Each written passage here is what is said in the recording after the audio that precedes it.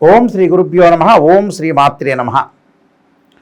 ఛాయాగ్రహాలు రాహుకేతువులు nodal points అంటారు. రాహును dragon head అని, అలానే కేతుని డ్రాగన్ టైల్ అంటారు. రాహుకేతులు పరస్పరము 180 డిగ్రీల కోణంలో ఉంటారు. రాహుకేతులు ఈ ఛాయాగ్రహాలు ఎప్పుడు కూడా మనిషి జీవితంలో పెను మార్పులకి, మనిషి జీవితంలో ఎప్పుడూ కూడా ఒక మాయలాగా, మాయా మచ్చింద్రంలాగా ఏర్పడే అవకాశాలు ఎక్కువ ఉంటాయి. అంటే అనుకోని సంఘటనలు, ఎక్స్పెక్ట్ చేయని సంఘటనలు, మనం ఊహించని సంఘటనలు ఏవైతే జరుగుతాయో ఒక మాయలాగా కమ్మే గ్రహాలు ఏమిటి అని అంటే ఆ 2 గ్రహాలు ఛాయాగ్రహాలు అంటారు. అంటే మన నీడని మనం పోల్చలేకుండా, మనకేది కూడా సిగ్నల్ రాకుండా చేసే, మన లైఫ్లో ఏదైతే రాదు అనుకున్న ప్రాబ్లం కూడా వచ్చే అవకాశాలున్న గ్రహము ఏర్పడే, అంటే మన జీవితంలో ఏర్పడే గ్రహాలు, దాని యొక్క ప్రభావాలు అనేవి రాహుకేతువులో ఏర్పడతాయి.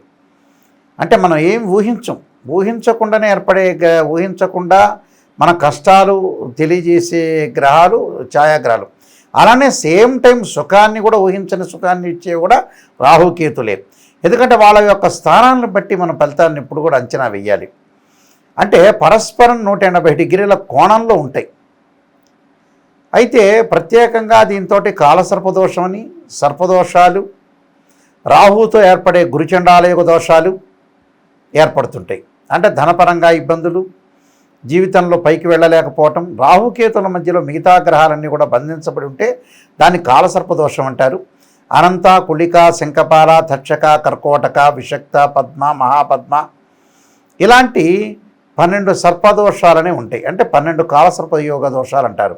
రాహు అగ్రభాగంలో ఉంటే, కేతు అధోభాగంలో ఉంటే సవ్యకాల సర్పదోషమని, అలానే కేతు పైన ఉండి అగ్రభాగంలో ఉండి అధోభాగంలో రాహు ఉంటే అపసవ్యకాల సర్పదోషాలని, దానిలో దృశ్యగోళార్ధ కాలసర్పయోగ దోషము, అదృశ్యగోళార్ధ కాలసర్పదోషము, అలానే అన్యదృశ్య గోళార్ధ కాలసర్పయోగము, ఇలాంటి కాలసర్పయోగ దోషాలు ఉంటాయి. కాలసర్పయోగం వేరు, సర్పదోషం వేరు. పంచమంలో రాహు ఉన్నా, కేతు ఉన్నా, పంచమంలో శని ఉన్నా, కుజుడున్నా దాన్ని సర్పదోషం అంటారు. పంచమ భావాధిపత్యో కానీ, పంచమ రాస్యాధిపత్యో కానీ, రాహు కానీ, కేతువు కానీ, శని కానీ, కుజుడు కానీ కంజంక్షన్ అయినా, లేకపోతే వాళ్ళ యొక్క ఆయా గ్రహాల యొక్క దృష్టి ఉన్నా కూడా సర్పదోషం ఏర్పడుతుంది అని అర్థం. అందులో కాలసర్పదోషం ఎక్కువగా ఉండటం, సర్పదోషానికి పవర్ తక్కువగా ఉంటుంది. అంటే సర్పదోషం యొక్క ప్రభావం మానవుడి మీద ఒక 65% పడితే, కాలసర్పయోగ దోషం అనేది 95% పడుతుంటుంది. అయితే ఇవన్నీ కూడా ఇప్పుడు మనం చెప్పబోయే ఫలితాలన్నీ కూడా గోచారరీత్యా చెప్పబడే ఫలితాలు అంటారు. సహజంగా ఎవరి రాశి నుంచి వారి రాశికి మనం చూసుకునేటప్పుడు కొన్ని ఫార్ములాస్ ఉంటాయి ఆస్ట్రాలజీలో. ఆ ఫార్ములాలో వాళ్ళ రాశి దగ్గర నుంచి గోచారరీత్యా అనేది జన్మ లగ్నం రీత్యా కాదు, అది గుర్తుపెట్టుకోవాలి. బర్త్ చార్ట్కి గోచారానికి చాలా తేడా ఉంటుంది. ఇక్కడ రాహు తన ఎవరైతే రాశి ఫలాలు చూసుకుంటారో వాళ్ళ రాశి దగ్గర నుంచి రాహు 3, 6, 11 స్థానాల్లో ఉంటేనే రాహు మంచివాడు. మిగతా స్థానాల్లో మిశ్రమ ఫలితాలు, చెడు ఫలితాలు ఇచ్చే అవకాశం ఉంటుంది. అలానే కేతువు దగ్గరికి వచ్చేటప్పుడు 3, 6, 11 కేతువు కూడా. కానీ కొన్ని శాస్త్ర గ్రంథాల్లో కేతువు కూడా 10వ స్థానంలో ఉంటే కొంత మిశ్రమైన మంచి సుఫలితాలు జరిగే అవకాశాలు ఉంటాయి. అందువల్ల ఇవన్నీ కూడా గమనించాలి. అసలు బర్త్ చార్ట్కి గోచారానికి చాలా డిఫరెన్స్ ఉంటుంది. బర్త్ చార్ట్ అంటే ఒక చెట్టు కింద ఉండే వేళ్ళు, ఆ వేళ్ళు అలా కాండం వస్తుంది, ఆ కాండానికి కొమ్మలు ఉంటాయి, ఆ కొమ్మల దగ్గర ఆకులు ఉంటాయి. ఆకులు ఏం చేస్తాయి, మనకి సహజంగా రైన్ సీజన్లో వస్తాయి, వింటర్ సీజన్లో అలా ఉంటాయి, సమ్మర్ సీజన్లో కింద పడిపోతుంటాయి. అంటే ఏదైతే ఆకులు వస్తూ ఉంటాయి మళ్ళీ కింద పడుతూ ఉంటాయి, అదే గోచారం. అంటే గ్రహాలు ఒక రాశి నుంచి మరో రాశికి మారుతూ ఉంటారు. సహజంగా రాహుకేతువులు ఒక రాశిలో మరి 18 నెలల పాటు ఉంటాడు. అంటే వక్రగతిలోనే ఉంటాడు. మిగతా గ్రహాలన్నీ కూడా రుజుమార్గంలో ఉంటాయి, వాళ్ళ యొక్క సమయాన్ని బట్టి వక్రగతిలోకి వెళ్తారు. అంటే డైరెక్ట్ రిట్రోగ్రేడ్ అంటారు. ఇవి ఎప్పుడూ కూడా ఆల్వేస్ రిట్రోగ్రేడ్లోనే ఉంటాయి రాహుకేతులు. అందువల్ల ఈ రాహుకేతుల్ని వక్రగ్రహాలు అంటారు. అంటే రిట్రోగ్రేడ్ ప్లానెట్స్ అంటారు, డైరెక్ట్ ప్లానెట్స్ కావని అర్థం. ప్రస్తుతం ఇప్పుడు వచ్చేటప్పటికల్లా మనకి నవంబరు 23 నుంచి మనకి 2026 ఆగస్టు 2వ తారీఖు వరకు కూడా సుమారుగా 252 రోజుల పాటు రాహువు శతభిష నక్షత్రంలో ఉంటాడు. తన సొంత నక్షత్రంలో ఉండటం వల్ల ఎలాంటి ఫలితాలు జరుగుతాయి. అలానే సేమ్ టైం కేతువు కూడా పుబ్బా నక్షత్రంలో ఉంటాడు, అంటే శుక్ర నక్షత్రంలో ఉంటాడు. అప్పుడు ఇక్కడ ఒకటేమో స్వయంగా తన సొంత నక్షత్రంలో ఉండటం, కేతు వచ్చే శుక్ర నక్షత్రంలో ఉండటం జరుగుతుంది. ఇక్కడ రెండూ కూడా రాసులైతే మారవు. రాహు కుంభరాశిలోను, కేతు వచ్చేటప్పుడల్లా సింహరాశిలో సంచారం చేయటం వల్ల ద్వాదశ రాశుల యొక్క ఫలితాలు ఏ విధంగా ఉన్నాయో మనం తెలుసుకుందాం. కర్కాటక రాశి వారికి రాహు శతభిష నక్షత్రంలో సొంత నక్షత్రంలో ఉండి 252 రోజుల పాటు మరి శనిక్షేత్రమైన కుంభరాశిలో ఉండటం వల్ల ఎలాంటి ఫలితాలు జరగబోతున్నాయి కర్కాటక రాశి వారికి. ప్రత్యేకంగా ఈ రాశి వారికి వచ్చేటప్పటికల్లా కుజవత్ కేతు అంటారు, అలానే శనివత్ రాహు అంటారు. కుంభరాశ్యాధిపతి శని, రాహు తన సొంత నక్షత్రంలో ఉండటం, ఈ రాహు కూడా శని యొక్క రాశిలో ఉండటం జరిగింది ఇక్కడ. అయితే ఎలాంటి ఫలితాలు జరగబోతున్నాయని మనం చూసుకునేటట్టయితే ఇక్కడ ఈ రాశి వారికి ప్రత్యేకంగా అష్టమ స్థానం అవుతుంది. ఈ అష్టమ స్థానంలో రాహు యొక్క సంచారం వల్ల ప్రత్యేకంగా వృత్తి ఉద్యోగ వ్యాపారాల యందు కొంత ప్రతిబంధకాలు రాకుండా చూసుకోవాలి. అలా ఆరోగ్యపరంగా శ్రద్ధ పెట్టాలి. దీర్ఘకాలిక వ్యాధులు ఉన్నవాళ్ళు కానీ, అలానే దీర్ఘకాలిక వ్యాధులు రాని వాళ్ళు రాకుండా చూసుకోవాలి. జాయింట్ దారుల వల్ల, నమ్మిన వాళ్ళ వల్ల కూడా కొంత మోసాలు జరిగే అవకాశాలు ఎక్కువ ఉంటాయి. అలానే భయం కలిగే అవకాశాలు ఎక్కువ ఉంటాయి. ఎందుకంటే రాబడి అనేది వాళ్ళకి వస్తున్నా ఏదో రకమైన ఆటంకాలు కలగకుండా చూసుకోవాలి. అంటే డబ్బులనే వృత్తి ఉద్యోగ వ్యాపార రంగాల్లో ధనం అనేది కలిసి వచ్చే అవకాశం ఉంటుంది, డబ్బు వచ్చే అవకాశాలు ఎక్కువగా ఉంటాయి. కొంత జంతువుల వల్ల కూడా కొంత పీడ కలిగే అవకాశాలు ఎక్కువగా ఉంటాయి. తరచూ కూడా ప్రయాణాలు చేయటం వల్ల కూడా కొంత మనశ్శాంతి కలిగే అవకాశాలు ఉంటాయి. మానసికంగా మెంటల్లీ డిజార్డర్ లేకుండా మానసికంగా ధైర్యంతో ఉండటం వల్ల కూడా మంచి జరిగే అవకాశాలు ఎక్కువగా ఉంటాయి. కాబట్టి అధికారుల వల్ల భయపడకుండా, అన్ని రహస్యాలందరికీ కూడా చెప్పకుండా ప్రత్యేకమైన శ్రద్ధతో వెళ్ళటం వల్ల మీకు మంచి జరిగే అవకాశాలు ఖచ్చితంగా ఉంటాయి. కాబట్టి ఈ విషయాలన్నీ కూడా గమనించాలి. భాగస్వామ్య వ్యాపారం చేసేవాళ్ళు కూడా కొంత శ్రద్ధ పెట్టాలి. ఎవరు మంచివాళ్ళు, ఎవరు చెడ్డవాళ్ళు, ఎలాంటి వాళ్ళు. ఎందుకంటే రాహు ఏదైతే తన సొంత నక్షత్రంలో ఉండి కుంభరాశిలో శని యొక్క క్షేత్రంలో ఉండటం వల్ల ఆరోగ్యపరంగా ఇబ్బందులు రాకుండా, విదేశాల్లో ఉన్న వ్యక్తులకు కూడా కొంత విదేశీ ప్రయాణం అనేది కొంత ఆలస్యం కావటం, అయితే అక్కడ విదేశాల్లో ఉన్న వాళ్ళకి పెట్టుబడులు వచ్చే అవకాశాలు ఎక్కువ ఉంటాయి. అలానే రెస్టారెంట్లు, హోటల్స్, రకరకాల వ్యాపారంగా పెట్టే అవకాశాలు అయితే కలుగుతాయి. అయితే రాహు వల్ల ఏమిటంటే వీళ్ళకి ఎప్పుడైతే కొన్ని మన నూతన వ్యాపారాలు చేస్తున్న వ్యాపార పరంగా ఇబ్బందులు రాకుండా చూసుకోండి. ఎంతవరకు మితంగా పెట్టుబడి పెట్టాలో పెట్టండి, కానీ డబ్బు అనేది వస్తుంది, కానీ వృధా ఖర్చులు చేయకుండా కొంత పొదుపు పాటించి ముందుకు వెళ్ళాలి. ఎవరిని నమ్మాలో వాళ్ళని మాత్రమే నమ్మండి. ప్రతి వాళ్ళని నమ్మటం వల్ల కొంత మోసపోయే అవకాశం కూడా ఖచ్చితంగా ఉంటుంది. నేను కొన్ని పరిహారాలు చెప్పబోతున్నా, ఆ పరిహారాలు పాటించండి, మీకు మంచి జరిగే అవకాశాలు ఖచ్చితంగా ఉంటాయి. కొన్ని ప్రత్యేకంగా మనం రెమెడీస్ చేసుకోవటం అనేది చాలా మంచిది. ఈ రాహు యొక్క ప్రభావం వల్ల మనకి ఇంకా మరికొంత మంచి జరగాలన్నా, చెడు ఫలితాలన్నీ కూడా పోవాలన్నా కూడా, ఎందుకంటే బర్త్ చార్ట్ అనుసరించి చాలామందికి కూడా కొంతమందికి రాహు మార్గదశ కలిసి వస్తుంది. వేరే దశలు అంతర్దశల్లో కూడా మనకి అంతర్దశలు రాహు వచ్చినా కూడా కొంతమందికి అనుకూలంగా లేకపోవడం జరుగుతుంటుంది. కొంతమందికి రాహు మార్గదశ కలిసి రావటం, కలిసి రాలేకపోవటం. మిగతా రవి మహర్దశ, చంద్ర మహర్దశ, కుజ మహర్దశ, మిగతా శుక్ర గురు మహర్దశ, బుధ మహర్దశల్లో కూడా అంతర్దశలు వస్తుంటాయి, రాహు యొక్క అంతర్దశలు.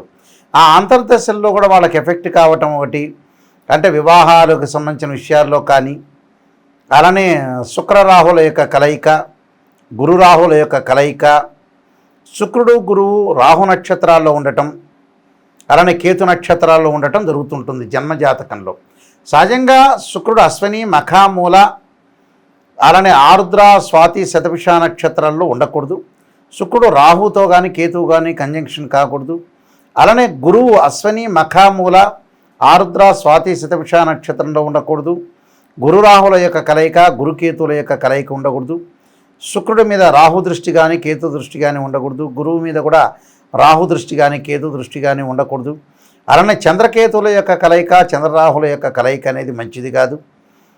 సహజంగా చంద్రుడు అశ్విని, మఖ, మూల, ఆరుద్ర, స్వాతి శతభిష నక్షత్రంలో ఉండకూడదు. ఉండటం వల్ల ఇలాంటి కొన్ని ప్రాబ్లమ్స్ వచ్చే అవకాశాలు ఎక్కువ ఉంటాయి. అంటే ఒక బర్త్ చార్ట్ని మనం పరిశీలన చేసేటప్పుడు అండి, ఇవన్నీ కూడా గోచారరీత్యా చెప్పబడే ఫలితాలు ఎప్పుడు కూడా 20% మాత్రమే సపోర్ట్ చేస్తాయి. గుర్తుపెట్టుకోండి, ప్లీజ్ నోట్ దిస్ పాయింట్.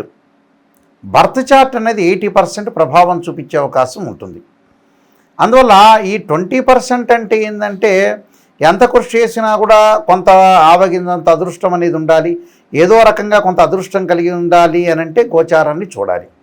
అంటే సూచనలు, ఆర్థిక స్థితిగతులు, ఏ పనులు చేయకూడదు, ఏ పనులు చేయాలి, ఏ పనులు చేస్తే బాగుంటుంది, ఏ పనులు చేయకపోతే బాగుంటుంది అనేది వివేకంతో, విచక్షణతో గ్రహించడానికి మార్గం ఏంటంటే జ్యోతిష్శాస్త్రం. జ్యోతిష్యంలో గ్రహాల యొక్క ప్రభావం వల్ల ఇలాంటివి జరుగుతుంటాయి. ఆ సూచనలు చేసుకొని ఎప్పుడప్పటికీ మనం వెళ్తూ ఉన్నాం అనుకోండి, ఆ సూచనను అనుసరించి వెళ్తే మన జీవితం అనేది అనుకూలంగా ఉంటుంది. ఎప్పుడూ కూడా ప్రతి విషయాన్ని కూడా కూలంకషంగా ఆలోచన చేసి ముందుకు వెళ్ళాలి. అంటే లైఫ్ని మనం ఎలా డెవలప్మెంట్ చేసుకోవాలి అనే విషయాల్లో కూడా రాహుకేతుల యొక్క ఛాయాగ్రహాల యొక్క పాత్ర అనేది ప్రాధాన్యత సంతరించుకుంది. కాబట్టి ఖచ్చితంగా ఈ విషయాలన్నీ కూడా ఆలోచన చేయాలి. అలానే రాహువుకి ఎప్పుడు కూడా మనకి బాగా లేకపోతే జన్మజాతకంలో కానీ గోచారరీత్యా అనుకూలంగా లేకపోతే అర్ధకాయ మహావీరం చంద్రాదిత్యమర్ధనం సింహకాగర్భ సంభూతం తం రాహుం ప్రణమామ్యం అనే మంత్రాన్ని, అలానే దుర్గాదేవి యొక్క ఆరాధన చేయాలి. వీలైతే చండీ హోమం లాంటివి చేసుకోవాలి, చండీ పారాయణాలు. అలానే దానికి రాహువుకి అధిదేవత ప్రతిదేవత అంతరిక్ష దేవత అధిష్టాన దేవతలు ఉంటారు, వాళ్ళని కూడా ప్రార్థన చేయాలి. అలానే నాగరాజాయుధ్యే పృథ్వీధరాయ ధీమే తన్నో సర్పప్రచోదయాత్ అనే మంత్రాన్ని, అలానే నమో అస్తు సర్పేభ్య ఏకేచ పృథ్వీమనో ఏ అంతరిక్షే ద్వితీభ్య సర్పేభ్యో నమః అనే మంత్రాన్ని చక్కగా, అలానే తత్పురుషాయుధ్యే కద్రువంశాయ ధీమే తన్నో సర్పప్రచోదయాత్ అనే సర్పగాయత్రి మంత్రాలు, నవనాగమండల పూజ, అష్టనాగమండల పూజ, ద్వాదశ నాగమండల పూజలు, రాహుకి మినుములు దానం చేయటం ఖచ్చితంగా చేయాలి. అలానే ప్రదర్శనాలు చేయాలి. కేతువుకు అధిష్టాన దేవతల్ని, అధిదేవతల్ని, అంతరిక్ష దేవతల్ని ఆరాధన చేయాలి సహజంగా. అయితే గణపతి యొక్క ఆరాధన, ఓం గం గణపతి నమః మంత్రం చదువుకోవటం, పలాశపు సంకాసం తారకాగ్రమస్త్రం రౌద్రం రౌద్రాత్మం ఘోరం తం కేతుం ప్రణమామ్యం అని. కేతు జ్ఞానకారకుడు, రాహు చక్షు పీడా కారకుడు అంటాం మనం. అందువల్లే రాహురిష్టే సంప్రాప్తే రాహు పూజాంచకారయేత్ రాహుధ్యానం ప్రవక్ష్యామి చక్షు పీడోపశాంతి అంటారు. కేతురిష్టే సంప్రాప్తే కేతు పూజాంచకారయేత్ కేతు ధ్యానం ప్రవక్ష్యామి జ్ఞాన పీడోపశాంతి అంటారు.